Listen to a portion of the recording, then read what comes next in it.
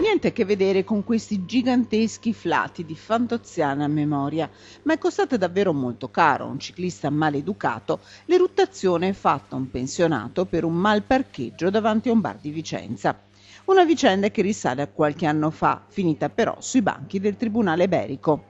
Un automobilista parcheggia male il suo veicolo e impedisce al ciclista, che ha agganciato il suo velocipede, di andarsene dal locale pubblico. L'automobilista, chiamato dagli astanti, esce per scusarsi e spostare l'auto, ma il ciclista non solo non accetta le scuse, inizia a inveire e finisce per prendere la testa dell'automobilista tra le mani e indirizzargli, a pochissima distanza dal viso, un'emissione puzzolente e rumorosa in uscita dalla bocca. Disgustato da tanta maleducazione, l'automobilista presenta denuncia. In questi giorni la sentenza. Il reato è stato depenalizzato, ma in sede civile il ciclista maleducato, iniziale vittima di uno sguaiato parcheggio, dovrà risarcire l'automobilista con 700 euro, spese legali a suo carico.